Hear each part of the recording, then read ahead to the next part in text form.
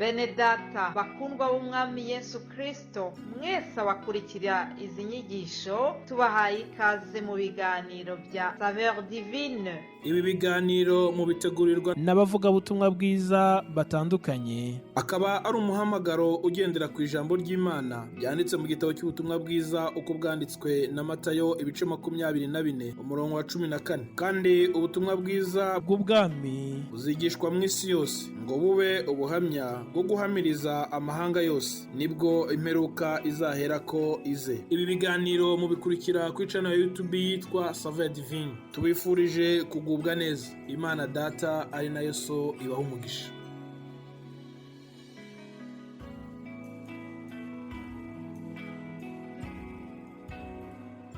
Amahoro y'Imana bane namwe bavukanye mwese muri Kristo Yesu. Dushimiye Imana ko turi bazima, ikaba yaratuzigamye ikatugwamirira intambara zitandukanye. Turi mu kwezi kw'indwi kandi turabishimira Imana. Ndabifurije yuko twese hamwe ko tubera ukwezi ko kugendana n'Imana. Ikiganza cyiza cy'Imana kizotugumeko kandi kizotuzigame. No munsi mu kiganiro Saveur Divine mukaba muri kumwe na jewe Nsengiyumva Samuel. Tukaba tugomba turabe ijambo ry'Imana duhagaze ko muri ino ndwi. Usanga mu ikete rya mbere ryanditswe na Petero igice ca mbere nyene duhereye ku murongo wa 15 tugashika ku murongo wa 16. Haravuga ngo ariko nk'uko yabahamagaye ari yera, namwe mube ariko muba abera mu ngeso zanyu zose, kuko byanditswe ngo mube abera kuko nanje nduwera. Imana ishimwe cyane. Ijambo ry'umutwe tuvuge tuti ubuzima bw'umukristo ni ubwo kwezwa. Ubuzima bw'umukristo n'ubwo kwezwa. Bibiliya iratubwiye kandi yuko tugomba kwezwa kuko iyaduhamagaye ni yera, kandi twezwe mu ngeso zacu zose. Petero yandika rino kete, ibihe abo yajyandikiye barimwo byari ibihe bigoye, ibihe byari bibakomeranye. Bari basanzariye muri Aziya ntoya y'ico gihe. Uno munsi kikaba ari igihugu ca Turikiya. N'igihe kigaragara ko bankwa, abatizera barabaremantaniriza ibibi bitandukanye, kandi bariko barahamwa cyane. Abandikira rino kete rero kwari ukugira ngo abakomeze, abatera intege canke umwete, kugira ngo bahange amaso Yesu Kristo. No muri ayo mageragezwa yabo muri iryo hamwa, kwari ukubereka yuko Yesu atari yabahebye kandi ko yari kumwe nabo. Imana ishimwe cyane. Rero Petero abahamagarira kubaho ubuzima bwo kwezwa, kubera yuko yabahamagaye, yaduhamagaye twese ari Imana yera. Tugomba rero kuba twejejwe mu ngeso zacu zose. Rero tube abera kuko Imana yacu ari yera. Uwejejwe ninde? Ni usigaye ari ngaha muri ino si ariko atari uw'isi. Si uw'isi kubera yuko ingeso ziwe zitandukanye n'uburyo isi igomba ko agenda, n'uburyo isi imuhamagarira kwifata.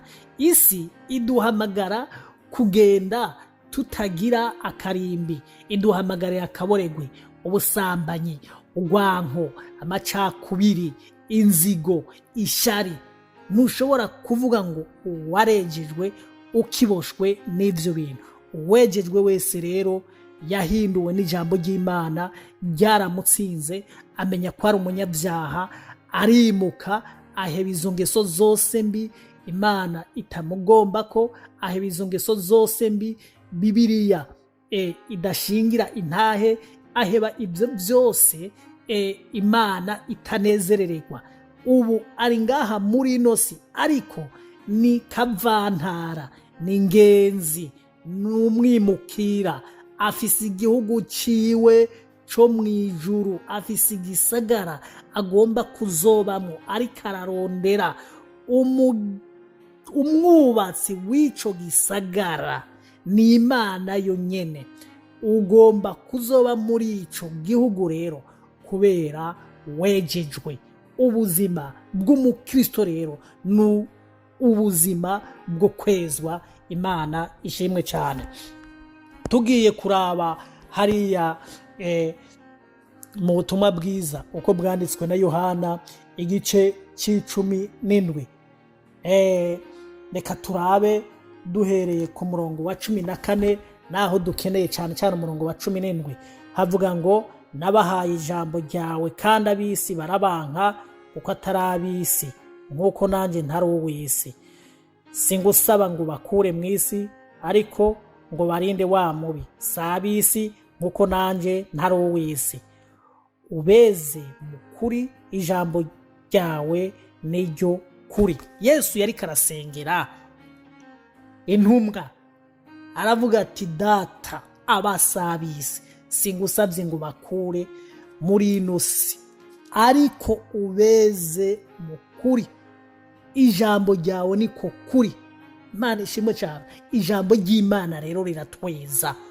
Impamvu rino jambo ry'Imana ritweza, turagirabamwo tukabona ingeso mbi zacu rikadutsinda, tugatsindwa naryo, maze tugasaba Imana imbabazi, tugasaba guhinduka.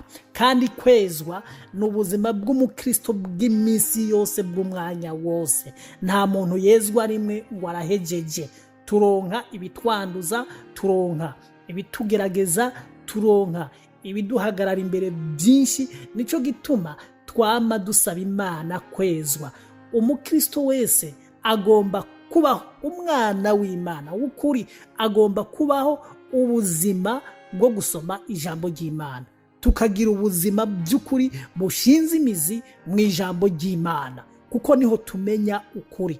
Ijambo ry'Imana rero riratweza, riradukomeza, riraduhindura, tubona intege nke zacu biciye mu ijambo ry'Imana. Imana idufashe cyane. Umwanditsi w'Abaheburayo nawe nyene yaranditse hariya mu gice ca 12 umurongo wa 14, yaranditse ngo mukurikire kugiriranira amahoro n'abantu bose n'ukwezwa, kuko uwutejejwe atazoraba umwami. Imana ishimwe cyane.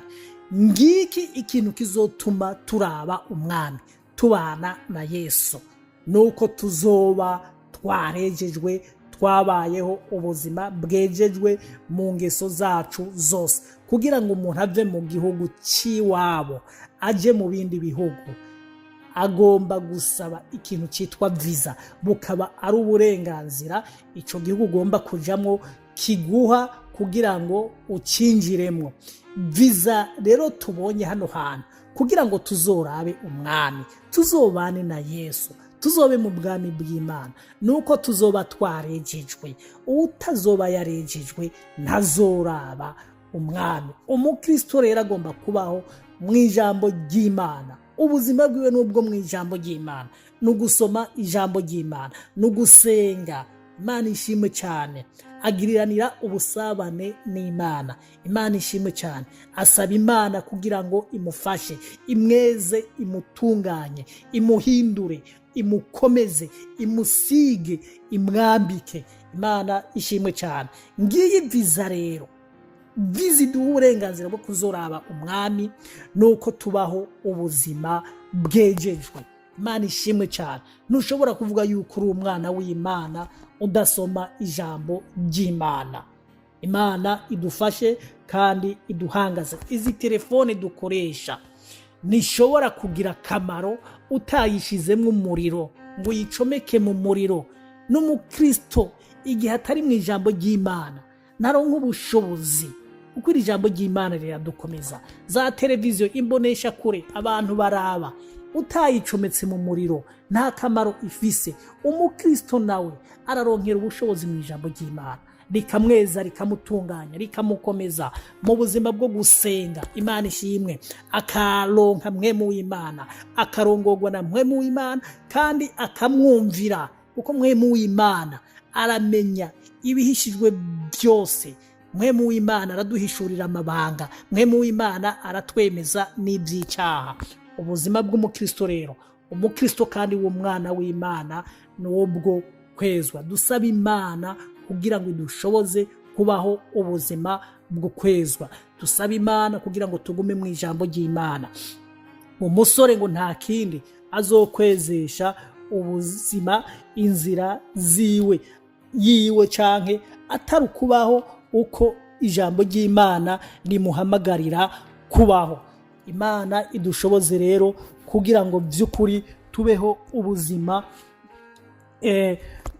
bwejejwe, twezeshe inzira ducamwo ukubaho nk'uko ijambo ry'Imana ribivuga ribiduhamagarira. Yesu adushoboze, Yesu abane natwe, Yesu abahezagire, Yesu abamurikire, abagwaye abakize, ababera umutabazi ibihe byose turiko turacamwo. Tumenye yuko Yesu ntiyatugize intabwa, ari kumwe natwe, ntahemuka, ntahinduka. N'isezerano yadusezeraniye ko ari kumwe natwe gushika ku mpera y'isi. Shalom shalom.